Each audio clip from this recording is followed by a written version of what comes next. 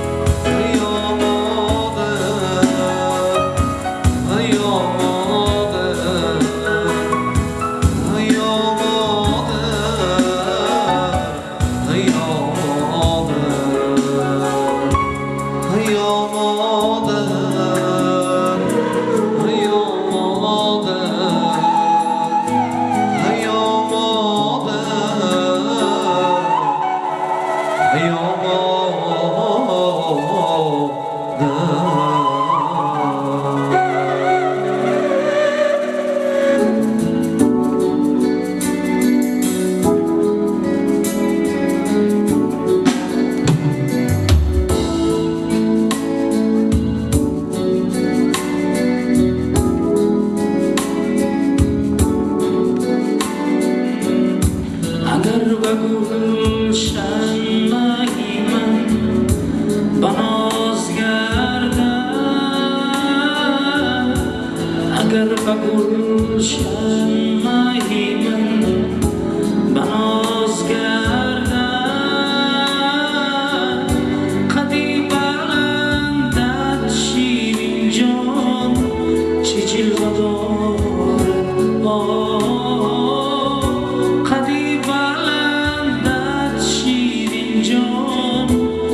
جلوه داره